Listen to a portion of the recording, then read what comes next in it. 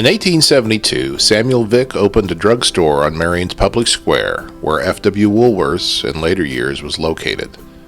For the next 100 years, there would be a drugstore with the Vick name in it in Marion and many other cities.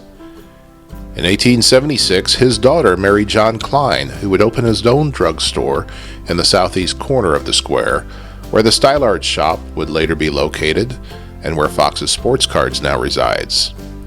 Klein Drugs later moved to the northeast side, where the store would remain for decades.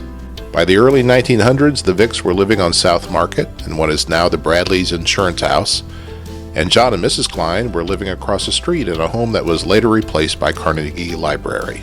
By the time the calendar reached 1918, the Klein and Vick families had not only merged through marriage, but also in business, and the Klein Drugstore became Cline-Vick, with locations on the square, and in Herrin, West Frankfort, Johnson City, and Carterville, and eventually in Ziegler, Benton, and Harrisburg. Roberta Blankenship was an 18-year-old Marion teen who, after graduating high school in the spring of 1956, was very much unprepared to enter the world. She was offered a scholarship to SIU's teaching program, but having no counseling from the school and no encouragement from her family, she declined and went to work as a soda jerk at the Cline-Vick drugstore on Marion's public square.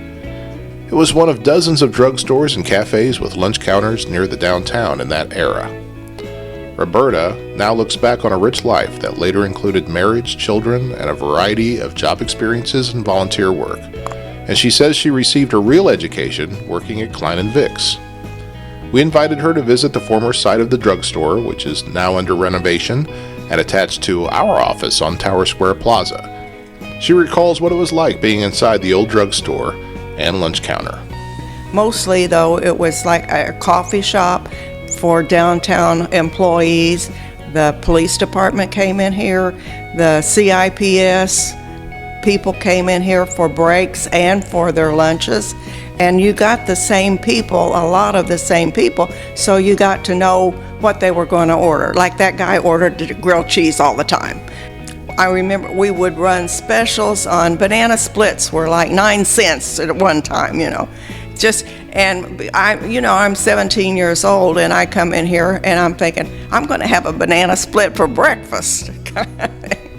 I love people. I love to have conversations with the people and get to know other people.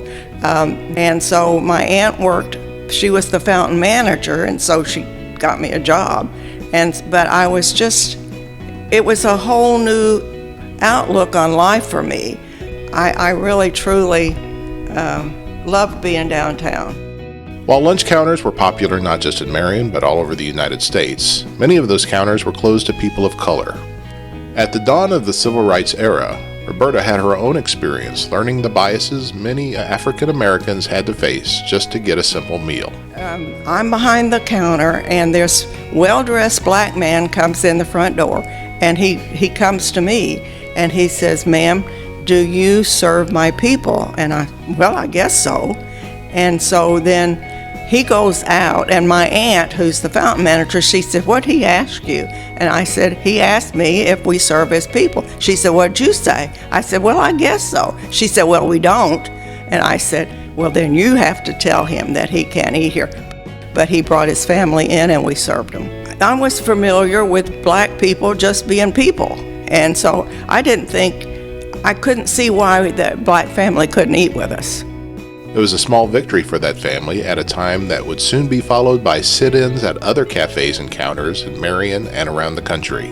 By the mid-1960s, Roberta had moved on to other jobs, and in 1964, a fire badly damaged Cline-Vick's and the J.V. Walker's clothing store, where our Marion Star office is located. Cline-Vick's moved down the street and eventually, in the early 1970s, closed for good.